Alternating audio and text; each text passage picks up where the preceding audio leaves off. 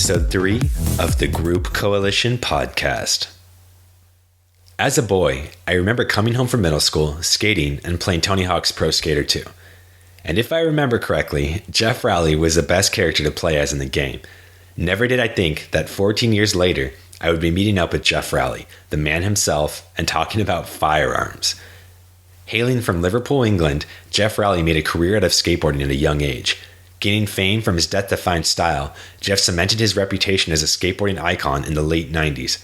Named Thrasher Magazine Skater of the Year in 2000, Geoff became one of the leading athletes in the sport. Today, you can walk into any Vans store and buy a pair of Geoff's signature shoes. You can walk up to any skateboarder and they'll know Geoff Rowley's name.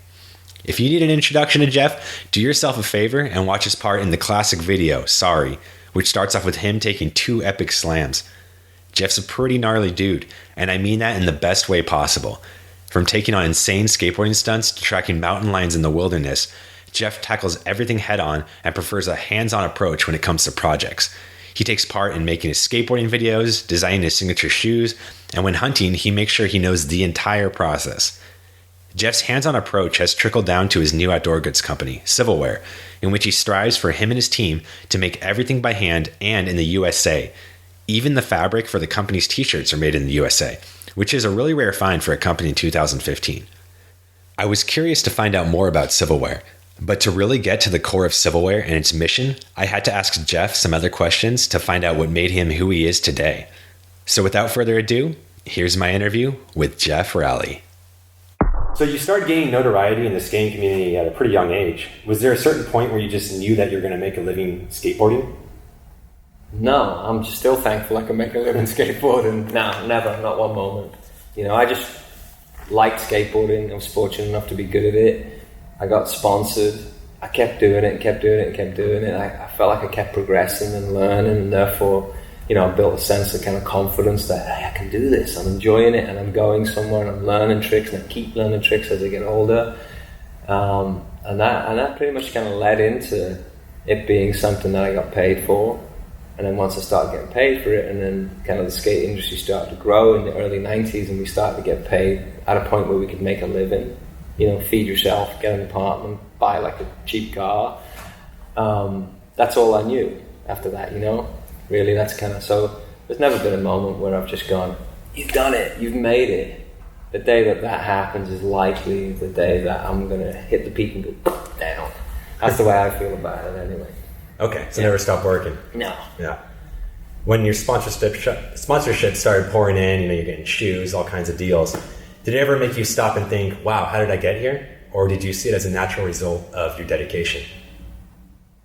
As I said, I've been super thankful for those opportunities that have been kind of presented to me. I took those opportunities, and a lot of times I partnered with people and companies that I'm still with now. Like most of the companies I've ridden for for a very long time, and it's not very often that I quit and drop and change. So with that, I'll say that when those opportunities were given to me and I took them, I was thankful that they worked out. And there was always a building block, and it was always very small goals of, okay, I'm here, what can I do in the next year or two? What do I want to do? What do I want to pursue? Do I want to keep making these videos, you know what I'm saying? Or what is it that my goals are this year? But I always made them attainable goals, short-term attainable goals, because without those building blocks, you don't get to those points. You know what I'm saying? Sure. So there's never a point where it's been any different from me. I feel the same way I did when I was 18, like that, in my head about my goals. And I've tried to be really realistic with that. And the signature product and all that stuff I've been fortunate enough to have my name on. Really, I'm just thankful for that. But I'm also thankful that I partnered with the people that I did, like Vans and companies like that take care of people. They take care of people and they nurture people, and they've helped build my name and build my whatever it is. And so I'm just thankful for that. Really. Okay. And you have an aggressive skating style, something that's not really surprising coming from someone from the UK. Even in the music scene, you have guys that are absolutely nuts, like Pete Townshend, John Bonham, Ozzy Osbourne. Have you ever pinpointed what it is exactly within British society that breeds this sort of attitude? But what about the politicians? They're about as drab and grey and boring as it gets. Sure, you got that too. There's yin and yang, I suppose, but it's a product of your environment, right? To a large extent, whether it's you live in the middle of nowhere and you're surrounded by wild open country, big game animals, small game animals, and the farmer. Or whether you grow up in a city and it's a violent city, or whether you grow up in a city and it's a wealthy city. You can see those people where they came from, and it comes out in their character and who they are. And where I grew up, if you didn't get back up, you were in trouble. Do you know what I mean? You had to try to take care of yourself. You had to watch your back. You had to be careful, or someone would steal something from you. I don't know if that answered the question. Did it? No, it did. Yeah. Sure.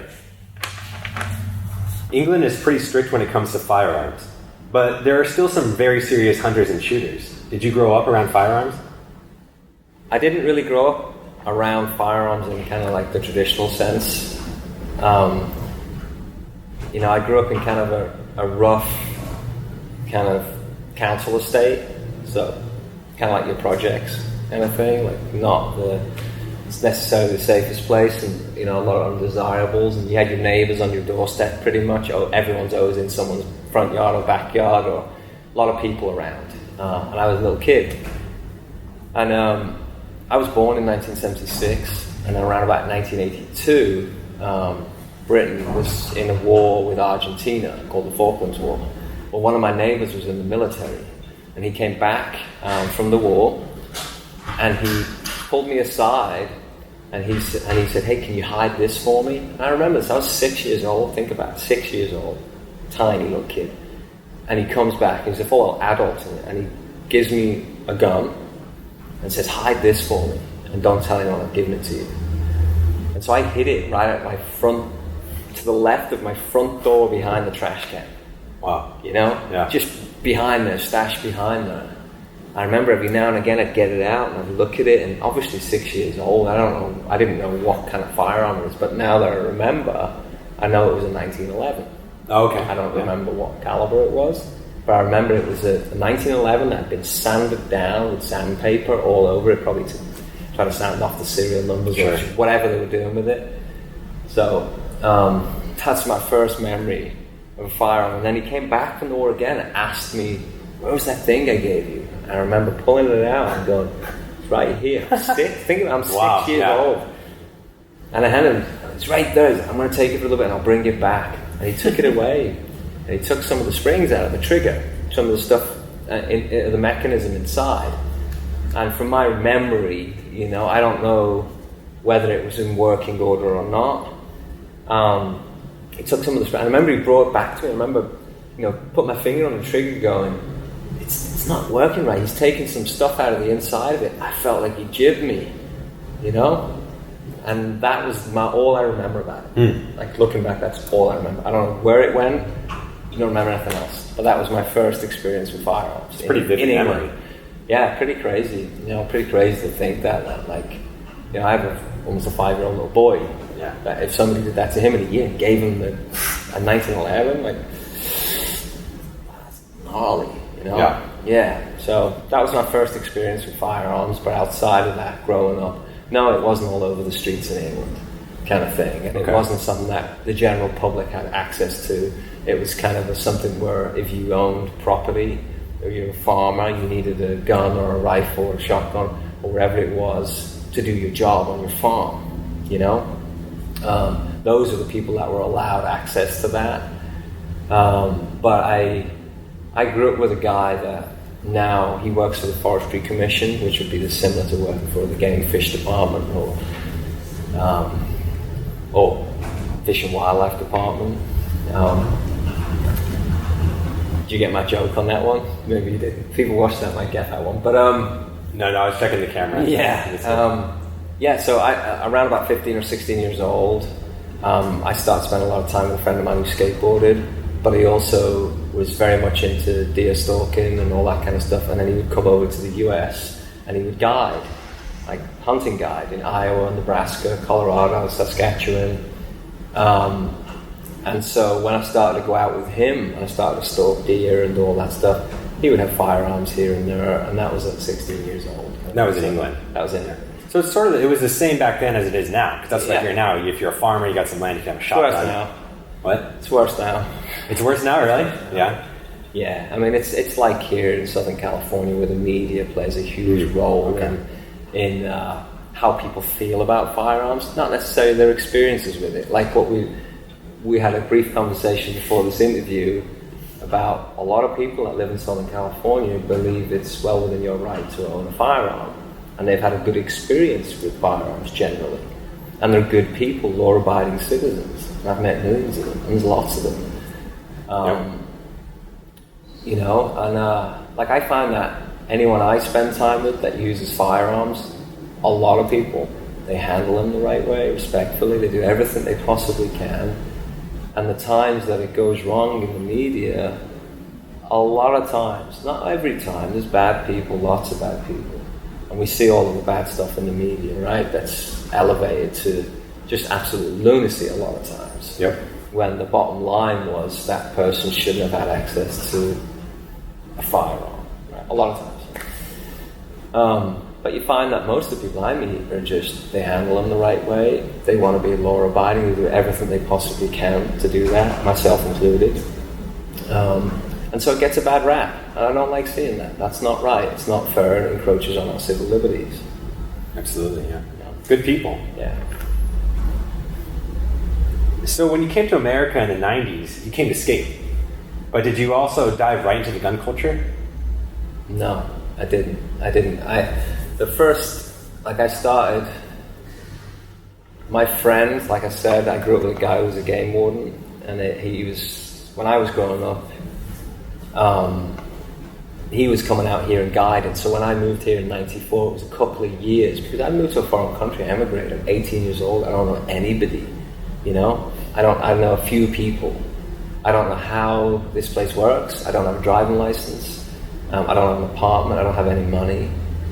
You know what I mean? I don't have any expendable cash, certainly.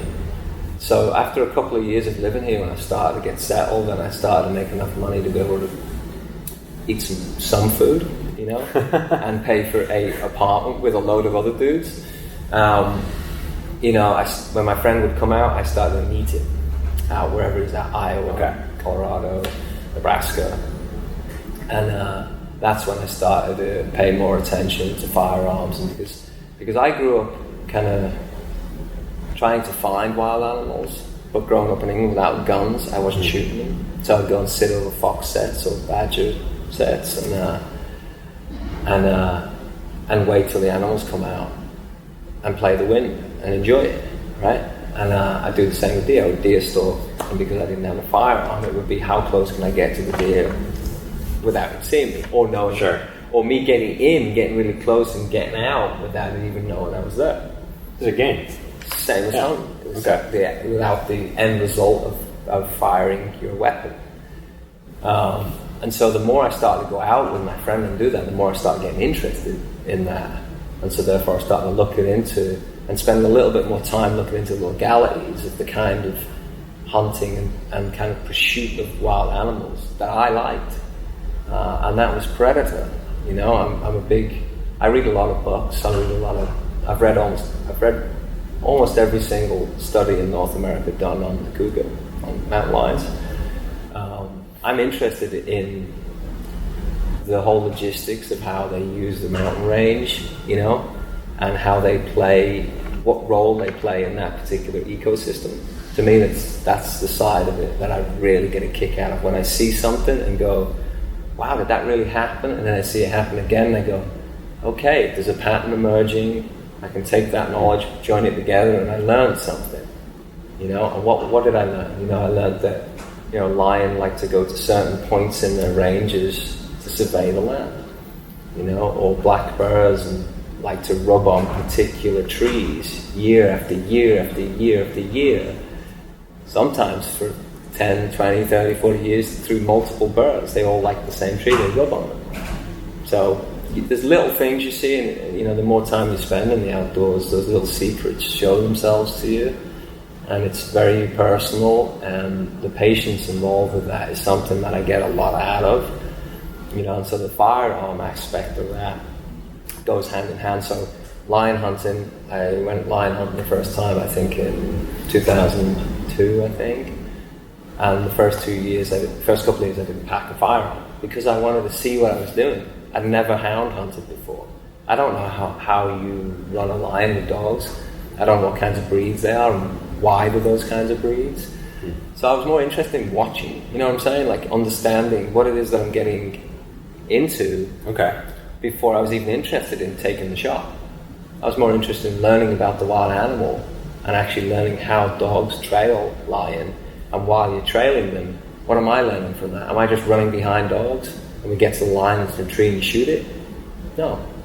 You learn everything there is to know about deer, elk, a lot of the other predators in the area, where they go, why they go there, because when you're running after hounds that are following lion that perhaps were on their nightly prowl and you're getting to see everywhere they went last night and what they did, it opens up a whole new ball game of information for you.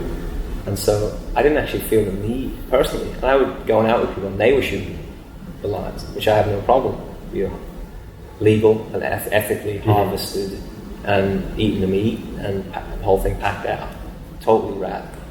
So it took a few years before I started packing a firearm myself, and you know, a handy caliber and weapon for that kind of hunt is a 357 Mag. You know, good caliber. Yeah, it's heavy. You can feel it. It's comfortable in your hand in cold weather. It packs really easy, and it does the job. It does a very good and efficient job on an animal of that size, especially with a good shot placement. So, yeah, that's kind of what started me with firearms. So I went from there. So back like when these videos like Sorry were coming out, was that 2002? Yeah, maybe 2001, I think. Okay, yeah. So around that time you were mountain lion hunting. Yeah, just after that, I think. Okay. Right at the tail end of that, yeah. Okay. And what's the story? I think it was Extremely Sorry, and there's a mountain lion on the roof with you. Yeah. What's the story behind that? Oh man, you're all the secrets right there. No. If you don't want to spill the beans, you don't have to. No, that was up in Big I have a cabin up in Big Bear. Okay. I'm going to be hunting like crazy up in the San Bernardino Mountains, and so now I utilize that cabin a bunch. But that clip where there's a lion on the roof of my cabin and I'm on the roof too, that lion was a young, let's just say teenage lion, so equivalent of a 15, 16-year-old dude. So it was very edgy, but it was a trained lion, partially. It was being trained for the movie industry, and it was a friend of ours that he trains animals for the outdoor, or for the movie industry, like birds, grizzlies, and black bears, and tigers, and lions, and African lions, and tigers, and he also had at that time, he had two mountain lion, and he had a bobcat. We were doing a Vans project with him. They were doing a catalogue for the Vans snowboard team, and they were using my cabin. So it had all those wild animals. So I have pictures of like grizzly bears, mountain lions, African lion cubs, just chilling around your cabin, inside my cabin, all over the place. And that particular shot there was they were taking a photograph of the lion from the bottom because they wanted it to look like it was on the roof, looking down at part of like the story of the catalogue. And my deal was with them was like, yeah, you can use my cabin as much as you want. Go up there, take the whole crew up. But I need 5 minutes with that lion to shoot a picture, and I need 5 minutes with the grizzly bear. Okay. And there was a Vans ad with the grizzly bear. Was it released? Oh yeah, it was released. There was 2 ads. There was one ran in one mag, and one ran in the other mag. And it was a photograph of a grizzly bear behind me, and it was about 8 foot behind me, but it looked like it was right above me because it's so big. And the idea was I'd have a video camera pretending I was looking at footage, and it was looking over my shoulder, as if to say like, hey, I got a new skate trick on video, check it out. So we thought it'd be kind of funny to do that. And it was my friend's idea, the guy who shot the photograph. And then the next shot was me running towards the camera, and the bird lifting its head up so it looks like it wasn't happy at the trick that I got. and it was going to get me. Okay, got it. So we shot that picture, we shot the one on the line on the roof, and that's the story. There you go. Yeah. Sweet. Pretty cool though. Just wondering, yeah. Yeah. But it was completely loose and very, very, very edgy teenage line. A little unsettling, huh? Yeah. Do you have a favorite firearm? Yeah, 357 Mag. Perfect. Yep. Answers the question. 19-3 K-frame. I like old K-frames because whatever, they fit my hand really good, which is just a lighter frame than the majority of the Smith Wesson revolvers that are out now. Okay. You know, they still do. I know they do some modified L frames that are slimmed down to feel like a K-frame, but I like the old K-frames. I shoot better with them, and I like some of the older guns in good condition because they're one piece, and I feel more consistency when I'm shooting with them. I can shoot just as good with an old revolver from the late 60s as I can from one that was made last week. Okay. So, that's my preference. If somebody said, hey, you could have one firearm right now with as much ammunition as you need, go off into that island, you're done, I would take a 357 Mag, an old Smith Wesson. Are you a fan of the Colt Pythons at all? Colts don't fit my hand as well as Smith Wessons do, and when you're shooting a gun, it's all about accuracy, right? Consistency and effective range and understanding how far you're confident shooting, and so I've shot those a bunch. I feel confident with them. I enjoy shooting them, and the old Smith and Wessons fit my hands really good. So if it ain't broke, I don't need to fix it. Absolutely, I agree with that. Yeah. Everyone, because I'm more into AR-15s and stuff. Everyone's into the modern, like the key. Ryan, he builds his own AR-15s. Okay, yeah, there you go. Yeah, and everyone's into the newest stuff, and sometimes it's cool, sometimes it's not. It's like some guys want to jump on the bandwagon, and it's like sometimes don't need to. I don't have a lot of time to I'd love to reload. I just don't have time. Do you know what I mean? And at some point in my life, I will have time, and I cannot wait. But there's something to be said about like simple mechanics in a firearm when you're out in the field. Everyone's had their bolt actions like lock up or like silly little things like jam up, and I find with the revolvers, you can kind of blow into them, you can stick a stick in them, you can do whatever, you can get into all the working mechanisms, and you could probably figure the problem out, as long as it doesn't blow up in your hand. Yeah, really simple design. Yeah.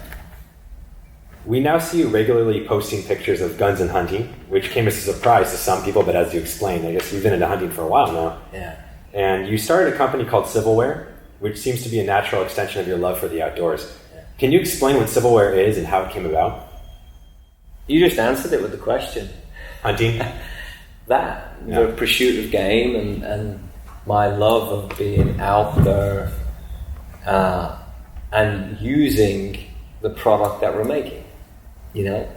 I use knives regularly. Okay. I do a lot of like backcountry hunting kind of thing, where having a good, reliable knife along with a good, reliable firearm, whether you're hunting or not. I spend a lot of times in the mountains. I camp a lot. And so I'm using the product all the time. Yeah. And the more I started to pursue that, and as you said, I've been into this stuff for a long time. A lot of times I didn't mention it in skate-related stuff because a lot of kids that follow skateboarding are younger. 12-year-old kids following me on Facebook, and I post a picture of me there with an animal that I just harvested. I get more negative that than if I post something that is kind of a softer version of that.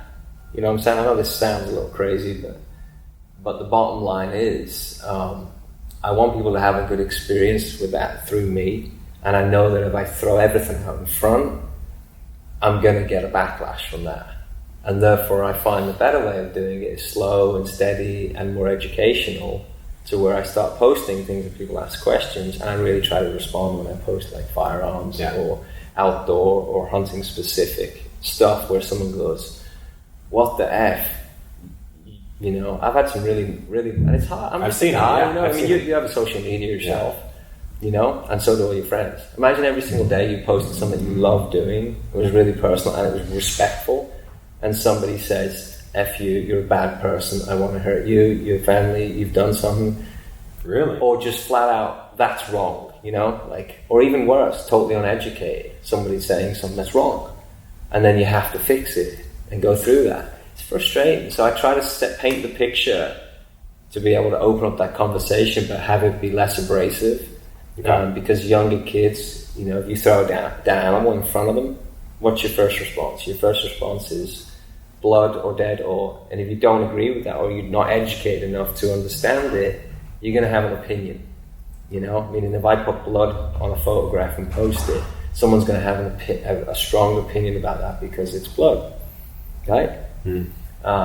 So that's where, like, the fine line is, where people that know me, you know, that are my friends and family and people I've been around, they know I've been interested in doing this stuff forever, you know? So Civilware is just an outlet for that, where we can develop product that's missing in the outdoor space and try to find practical solutions for product that people are used to using but maybe haven't thought about in this way, you know? So I would say, you know, that's the major thing, is that we use all of our product, all of it. We smash it and rip it and break it and test it. And that's something that I believe that if you're making that kind of product, it's your duty to do that. And so that's what Civilware really is. It's that. It's practical products. Awesome. You know? Yeah, perfect. So what does the future hold for Civilware? What's the future? We're in really early stages. Keep the door open. That's the future. The future is keep that door open. No, we're just going to go slow and steady and enjoy it and try to learn along the way and try to keep the quality of our products up. Try to have a great customer service and a great relationship with the people that buy our product. Try to be really transparent with them. If someone has a question about the product, we try to not hide anything. You know, if somebody says, where's the elk antlers that are on your knives, where are they from? Well, they're farm raised and they're from Colorado, you know? Okay.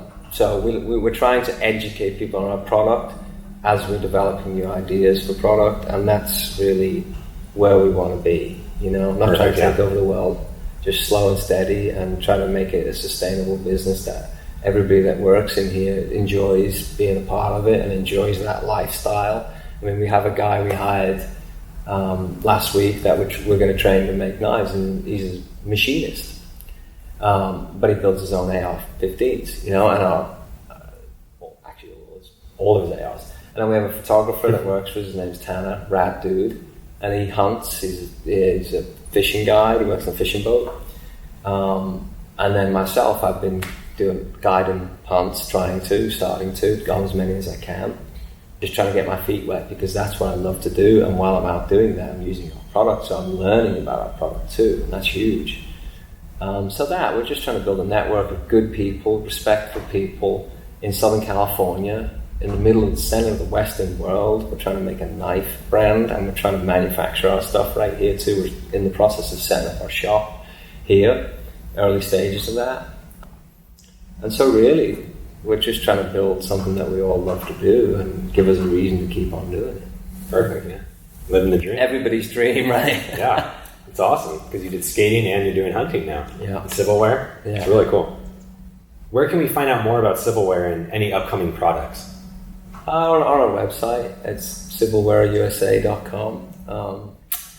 You know, usually most of our stuff's on that. If you follow us on any of our social media, Facebook, Instagram, you can generally see what we're doing, and you know, some stuff isn't posted there that we're working on, but we're working on being as completely as transparent as we can be, which is why we're setting up our own machine shop, so we can show people what it is and why our product's different from other people and how we think about product design. And so hopefully that's going to evolve into our website having more of a presence and really educating people more on the products that we make. Perfect. All right. Yeah. Well, I really appreciate the interview, Geoff. Yeah, you're welcome. Man. Awesome interview, seriously. Yeah. Thanks, man. Learned a lot about you. Awesome. There we go. In your face. Boom.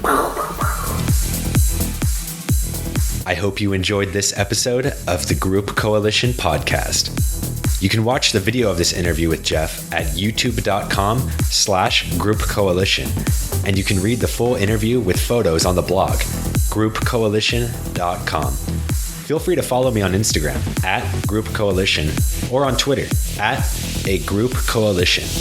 For Civilware products, visit civilware.com and learn more about Geoff's outfitting service at kikahunt.com. Cheers.